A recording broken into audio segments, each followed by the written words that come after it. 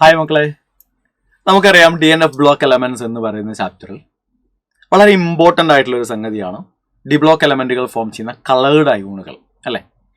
അപ്പോൾ ഭൂരിഭാഗം D block എലമെന്റുകളും അവർ കാണിക്കുന്ന വലിയ പ്രധാനപ്പെട്ട പ്രോപ്പർട്ടികളിൽ ഒന്നായിട്ടാണ് കളേർഡ് അയോൺ ഫോർമേഷനെ കുറിച്ച് ടെക്സ്റ്റ് ബുക്കിൽ പറഞ്ഞിട്ടുള്ളത്. അതിൽ നിന്ന് ചോദ്യങ്ങളും വരാറുണ്ട്. ഓക്കെ, അപ്പം ജസ്റ്റ് നമുക്ക് എങ്ങനെയാണ് ആ ടോപ്പിക്ക് നമ്മൾ പഠിക്കേണ്ടതെന്ന് ജസ്റ്റ് ഒന്ന് നോക്കാം. കുറച്ച് സമയം എടുത്തിട്ട് നമുക്ക് ആ ടോപ്പിക് എങ്ങനെ പഠിക്കാൻ നോക്കാം, എങ്ങനെയൊക്കെയാണെന്ന് ചോദ്യങ്ങൾ വരാമെന്ന് നോക്കാം. നമുക്കറിയാം കളേർഡ് അയോണുകളെ ഫോം ചെയ്യണമെങ്കിൽ അതിനെന്ത് വേണം? വിസിബിൾ റീജിയനിൽ നിന്ന് ലൈറ്റിനെ അത് അബ്സോർബ് ചെയ്യണം അല്ലെ. അങ്ങനെ അബ്സോർബ് ചെയ്യണമെങ്കിൽ അവൻ എന്തെങ്കിലും ഒരു ആവശ്യം ഉണ്ടാവണ്ടേ? ഉണ്ട്. എന്താണ് ആവശ്യം? എത്രയേ ഉള്ളൂ. നമുക്കറിയാം ഡി ബ്ലോക്ക് എലമെന്റുകളും അവരുടെ അയോണുകളും എല്ലാം നോർമലി അൺപെയർഡ് ഇലക്ട്രോണുകളെ കണ്ടെയ്ൻ ചെയ്യുന്നുണ്ടാവും. ആ അൺപെയർഡ് ഇലക്ട്രോണുകളുള്ള ഡി ഓർബിറ്റലുകൾ നമ്മളിവിടെ ഡിസ്കസ് ചെയ്യുന്നതെല്ലാം നമ്മൾ ആൾറെഡി ഇപ്പോൾ കോർഡിനേഷൻ കോമ്പൗണ്ട്സ് ഒക്കെ പഠിച്ചു കഴിഞ്ഞ ആളുകളാണ്. അപ്പോൾ നമ്മളിവിടെ ഡിസ്കസ് ചെയ്യുന്നത് നോർമലി NCERT പറയുന്നത് ആക്ച്വലി വാട്ടർ ലിഗാൻഡായി വരുന്ന കേസുകളിലുള്ള കളറിനെ കുറിച്ചാണ്. അപ്പോൾ ഒരു ലിഗാൻഡിന്റെ പ്രസൻസിലാണ് അവർ ഈ കളർ കാണിക്കുന്നത്. അപ്പോൾ നമ്മൾ ക്രിസ്റ്റൽ ഫീൽഡ് തിയറി കോർഡിനേഷൻ കോമ്പൗണ്ട്സിൽ പഠിച്ചിട്ടുണ്ട്. ക്രിസ്റ്റൽ ഫീൽഡ് തിയറി അനുസരിച്ച് 5 ഡി ഓർബിറ്റലുകളെ നമ്മൾ ഡീജനറേറ്റ് ഡി ഓർബിറ്റലുകൾ എന്നാണ് വിളിക്കുക. ഓക്കെ, അതിപ്പോൾ ടെട്രാഹൈഡ്രൽ കോംപ്ലക്സ് ആണെങ്കിലും ഒക്ടാഹൈഡ്രൽ കോംപ്ലക്സ് ആണെങ്കിലും ഒരു ലിഗാൻഡ് അപ്രോച്ച് ചെയ്യുന്ന സമയത്ത് ഈ ഡി ഓർബിറ്റലുകളുടെ ഡീജനറസി അവർക്ക് നഷ്ടമാകുകയും, അതൊരു ഒക്ടാഹൈഡ്രൽ കോംപ്ലക്സ് ആണെങ്കിൽ 3 ഓർബിറ്റലുകൾക്ക് ലോവർ എനർജിയും 2 ഓർബിറ്റലുകൾക്ക് ഹയർ എനർജിയായി മാറും എന്ന് നമ്മൾ പറയുന്നുണ്ട് അല്ലെ. ലോവർ എനർജിയുള്ള ഓർബിറ്റലുകളെ T2G എന്നും ഹയർ എനർജിയുള്ള ഓർബിറ്റലുകളെ EG എന്നും നമ്മൾ പറയും. സോ ലോവർ എനർജിയുള്ള ഡി ഓർബിറ്റലിൽ ഇരിക്കുന്ന T2G ഓർബിറ്റൽസിൽ ഇരിക്കുന്ന ഇലക്ട്രോണിന് ഹയർ എനർജിയുള്ള EG ഓർബിറ്റൽസിലേക്ക് എക്സൈറ്റ് ചെയ്യണമെങ്കിൽ അവരെന്ത് ചെയ്യണം? എനർജി അബ്സോർബ് ചെയ്യണം. ആ അബ്സോർബ് ചെയ്യുന്ന എനർജി വിസിബിൾ റീജിയനിൽ നിന്നാണെങ്കിൽ ഓഫ് കോഴ്സ് അതിന്റെ കോംപ്ലിമെന്ററി കളറിൽ ആ കോമ്പൗണ്ട് ആ അയോൺ കാണപ്പെടും. ഇതാണ് സംഗതി. അപ്പൊ ഇതിനെയാണ് നമ്മൾ എന്ത് വിളിക്കുക? DD ട്രാൻസിഷൻ എന്ന് വിളിക്കുക. അപ്പൊ ഡി ബ്ലോക്ക് എലമെന്റുകൾ അല്ലെങ്കിൽ ട്രാൻസിഷൻ എലമെന്റുകളുടെ അയോണുകൾ കളേർഡ് ആകാനുള്ള കാരണം എന്താണെന്ന് ചോദിച്ചാൽ നമ്മൾ DD ട്രാൻസിഷൻ ആണ് എന്ന് പറയുമ്പോൾ ഇതാണ് DD transition. Lower energy D ഓർബിറ്റൽസിൽ നിന്ന് ഹയർ എനർജി ഡി ഓർബിറ്റൽസിലേക്കുള്ള ഇലക്ട്രോണുകളുടെ എക്സൈറ്റേഷനെയാണ് നമ്മൾ DD ട്രാൻസിഷൻ എന്ന് വിളിക്കുക. അപ്പൊ അബ്സോർബ് ചെയ്യുന്ന കളറിലല്ല, അബ്സോർബ് ചെയ്യുന്നതിന് കോംപ്ലിമെന്ററി കളറിലാണ് ആ കോമ്പൗണ്ട് എന്ത് ചെയ്യുക, ആ അയോൺ എന്ത് ചെയ്യുക, കാണപ്പെടുക. ഓക്കെ ആണല്ലോ. അപ്പൊ ഇത്രയും കാര്യങ്ങളാണ് ഇവിടെ പറയുന്നത്. ആ കാര്യങ്ങളൊക്കെ നിങ്ങൾക്ക് ക്ലിയർ ആയിട്ടുണ്ടാവുമെന്നാണ് ഞാൻ വിചാരിക്കുന്നത്. ശ്രദ്ധിക്കേണ്ട ഏറ്റവും പ്രധാനപ്പെട്ട കാര്യം, ഇത് എടുത്തു പറയുന്നുണ്ട് NCERT, അക്വസ് സൊല്യൂഷനിലുള്ള കളറാണ് പറയുന്നത് എന്ന് പറഞ്ഞു കഴിഞ്ഞാൽ വാട്ടർ ലിഗാൻഡായി വരുന്ന കേസുകളിലാണ് ഈ കളറിനെ കുറിച്ച് പറയുന്നത്. ഇനി ഡി ബ്ലോക്ക് എലമെന്റുകൾ ഒരുപാട് അയോണുകളായിട്ട് എക്സിസ്റ്റ് ചെയ്യാറുണ്ട് അല്ലെ. ഡി ബ്ലോക്ക് എലമെന്റുകൾ ഒരുപാട് അയോണുകളുടെ ഫോമുകളിൽ എക്സിസ്റ്റ് ചെയ്യാറുണ്ട്. അതിലെല്ലാ അയോണുകളുടെയും കളറൊന്നും നമുക്ക് പഠിക്കാനില്ല. NCERT ഒരു ടേബിൾ ഉണ്ട്. ആ ടേബിളിൽ പറയുന്ന അയോണുകളുടെ കളർ മാത്രമേ നമുക്ക് പഠിക്കാനുള്ളൂ. അപ്പൊ ആ ടേബിളിൽ പറയുന്നതിലെ അയോണുകൾ ഞാനിങ്ങനെ സോർട്ട് ചെയ്തിരിക്കുകയാണ്.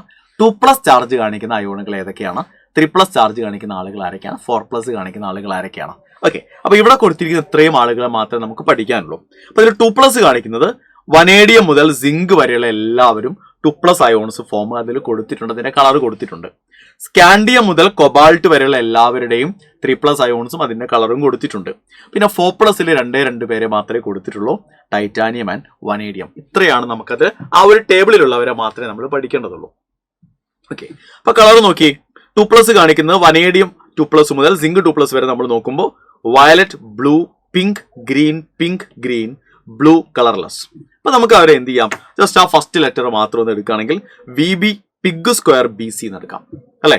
VB pig square BC, VB pig square BC. അപ്പോ violet, blue, pink, green, again pink, green, blue and colourless. C stand for colourless. So VB pig square BC. ഇനി 3+ കാണിക്കുന്നത് നോക്കിയേ. സ്കാൻഡിയം 3+ മുതൽ കൊബാൾട്ട് 3+ വരെ നമ്മൾ നോക്കുമ്പോൾ കളർലെസ്, പർപ്പിൾ. ഇവിടെ ഒരു P മാത്രമേ അതിൽ പർപ്പിൾ ഉള്ളൂ, ബാക്കിയൊക്കെ പിങ്ക് ആണ്. ബാക്കിയുള്ള കേസുകളിലെല്ലാം P സ്റ്റാൻഡ് ഫോർ പിങ്ക് ആണ്. ഇവിടെ മാത്രം പർപ്പിൾ വരും. Okay, green, violet, yellow, blue. ഇപ്പൊ നമ്മൾ അതിനെ ഷോർട്ടാക്കി എഴുതുമ്പോൾ CpG V സ്ക്വയർ YB. ആ അവിടുത്തെ P മാത്രം പർപ്പിൾ ആണ്. 3+ൽ മാത്രം ഒരു പർപ്പിൾ വരും. ബാക്കി 2+ൽ വരുന്ന P എല്ലാം പിങ്ക് ആണെന്നുള്ള കാര്യം മറക്കണ്ട കേട്ടോ. ഓക്കെ, 2+ൽ വരുന്ന P എല്ലാം പിങ്ക് ആണ്. 3+ വരുന്ന ഒരു പി മാത്രമേ പർപ്പിൾ ഉള്ളൂ. ഓക്കെ, ആൻഡ് ഫൈനലി ടൈറ്റാനിയവും വനേഡിയവും മാത്രമാണ് 4+ കാണിക്കുക. So colourless and blue CB.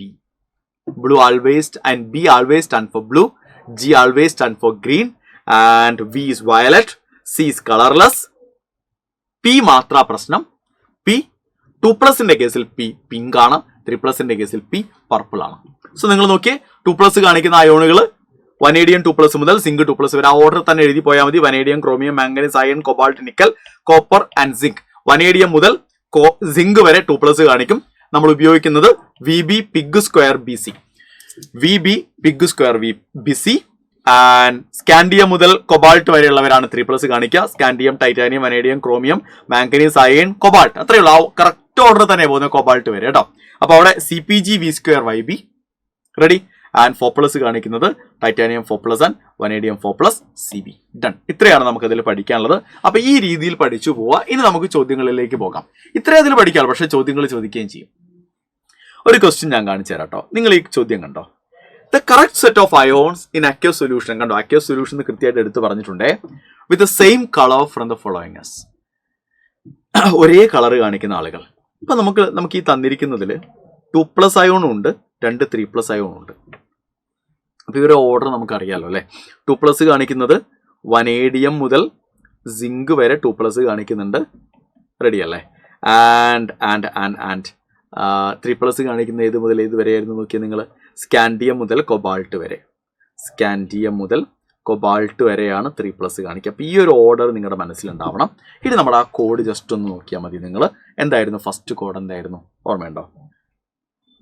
First code എന്തായിരുന്നു നോക്കി? VB പിഗ് സ്ക്വയർ BC അല്ലേ? VB pig square BC. രണ്ടാമത്തെ കോഡ് എന്തായിരുന്നു നോക്കിയാൽ നിങ്ങൾ?